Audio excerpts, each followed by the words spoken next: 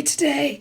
I am back with another project with Scrappy Tails Crafts, and I have my most favorite medium that I rarely use, and I'm not sure why, and that would be the Tim Holtz and Ranger alcohol inks. And one of the trends that I'm seeing this year is everybody's trying to stretch their supplies, dig into their stashes, and mix the old with the new. So I'm bringing that to you today.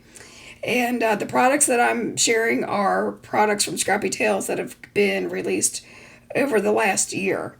So, first off, I am making a rainbow colored heart using the Tim Holtz alcohol inks in the color watermelon, sunshine, yellow, limeade, and aquamarine. So I started off with the red, and you saw me use some blending solution, and that's just to get a good movement and something that you may have seen or maybe not.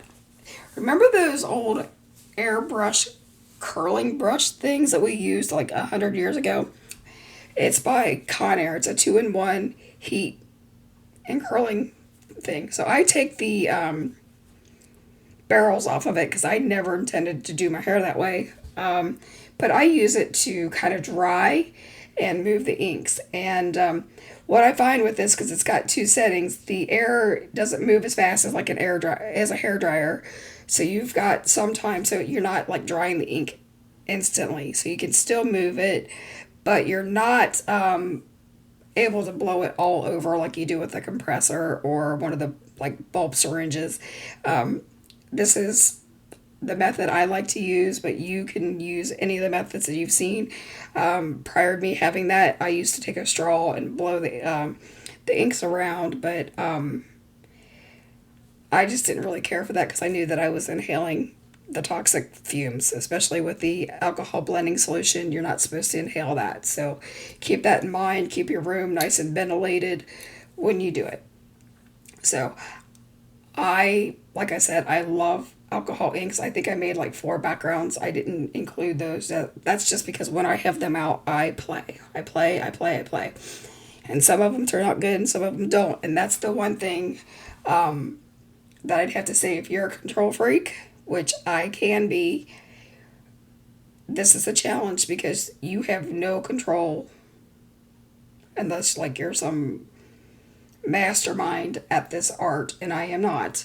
How to control the color and how it's going to blend. But I will tell you this, just keep going. If you don't like it, keep going. And you can, you know, start over. You can even wipe it off to agree. So I didn't mention this, but I am using Yupo paper, which is a like plastic synthetic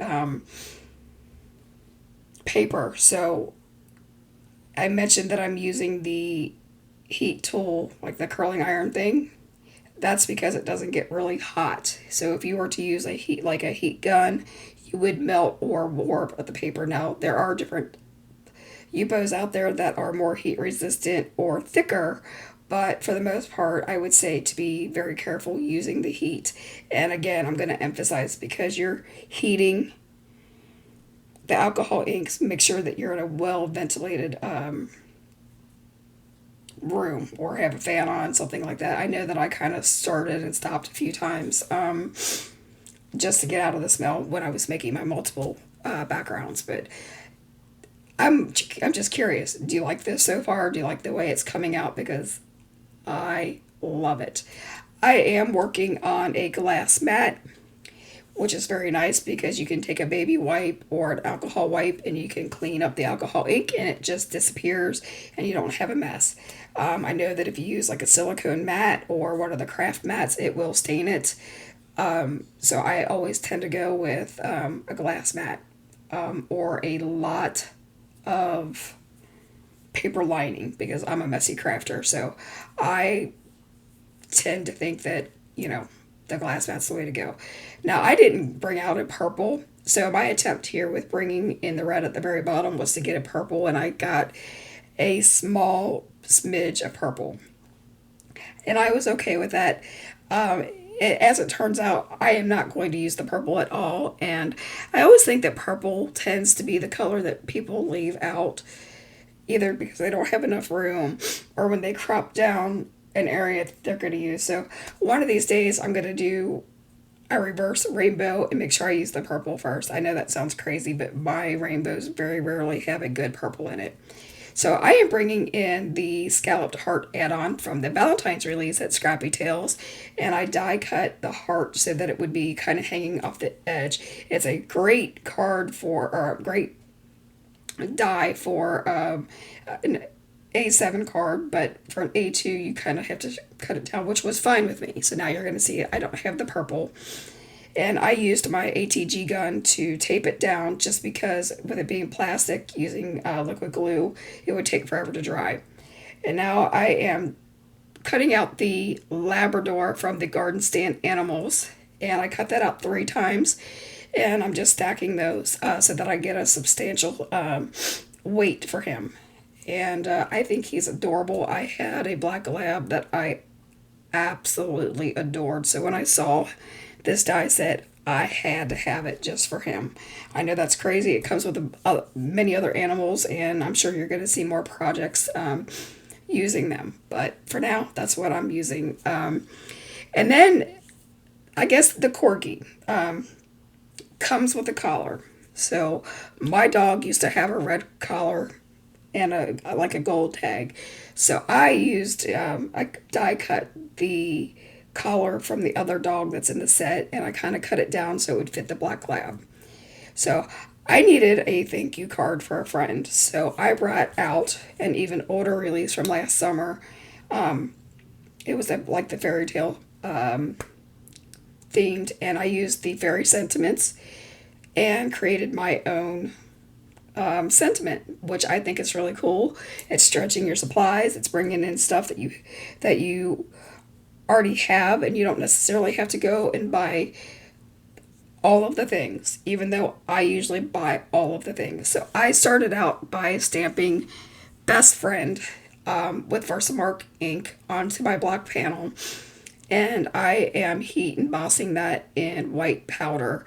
I don't know what brand this one is. I bought it in bulk, so I can't tell you. And I'm heating that with my Wagner gun. And one tip is if you heat it from the front and back, you get a very smooth melt. Sometimes if you're not getting a smooth melt, it's only because you're doing the one side. I'm not really sure why that is, but basically you're melting plastic, if that makes any sense. Then I come in with a piece of scrap cardstock that I had smudges all over. So that's why it's, even though it's the right size for an A2 card, it is scrap. And I used VersaFine Claire Nocturne ink, and I stamped and embossed the thank you. And then I die cut that out with a fishtail banner die that I had in my stash to create my sentiment cluster. So pretty easy, So in the meantime, if you like this video, I would really appreciate you liking and subscribing to my channel, as I'm a new YouTuber and all the support is so much appreciated. So now you're seeing me up on the screen fidgeting with how I'm going to place my sentiment. I ultimately use some foam tape to pop up my sentiment. And you'll see that I used the sleeve of my shirt to wipe off the powder, because once the embossing is dry, then you can wipe off the powder and it's like it was never there. So,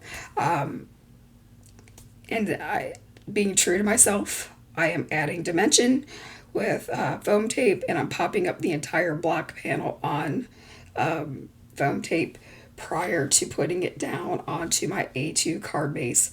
You'll see that often on my channel because dimension just makes my heart happy. And I think I got a little bit ahead of myself telling you that I popped up the sentiment, the fishtail sentiment on foam tape. But again, that's nothing new for me. If you look at my cards, everything has layers. And the reason I do that is I'm a texture person. I like to feel things. I mean, I even use very heavy cardstock for my bases. I use 120-pound paper because I like substance. Other people like lighter weight cards. I know that if you buy them in the store, They're as flimsy as can be, but for me, I like a substantial card. So now, my dog liked to play ball, and he always brought me a tennis ball all the time, right? So I was kind of missing that on this card. And as I'm gluing my dog onto the heart, I'm like, what can I do to make this seem like it's my dog, right? Even though he's passed and gone, he is still, my baby, and I had to have him. So I found a white clay heart in my stash. So I took a Copic in the color R24 and I colored it. I know that that seems really dumb, but I wanted a red heart. I didn't want a white one because it wasn't going to show up, and I didn't want a black one, so I had white and black hearts. And I wanted a red, so I colored that in, and I added this bad boy right above his nose, as if he was going to just jump up and catch it. I know that sounds funny, but the thing I love about card making the most is that it elicits all kinds of feelings and memories. And for me, it was my dog. And I loved him dearly. I loved playing ball with him. So he's got a red heart here. You tell me, do you like dogs? Do you like cats? Do you like other animals? At my house, we have like 2x2. We've got dogs, we've got cats, and we've got birds. So we have a menagerie, but my black lab probably was my very first dog as an adult, and I loved him so much. So, to finish off my card, I am just using some clear gemstones. And I didn't feel like the card needed much because I liked the way the heart popped off the page on the black. So you could use different color enamel dots. You could use any kind of bling you want. You could add as much as you want. But for me, I just wanted the simplicity. That's what my dog was. That's where my heart is today. So yeah, and I'm putting that down with glitter art glue, and that's just because it dries quicker. And again, I'm using putting it on like the plastic of the Yupo, and I'm using my jewel picker just to put those in place. It just makes it simple. So if you like this, again, I ask that you like and subscribe, and check out the rest of the Scrappy Tails line. There's lots of them up on the screen. And again, I encourage you to dig into your stash and create the new with the old. So I appreciate you tuning in. Until next time, keep crafting. Bye-bye. Thank you.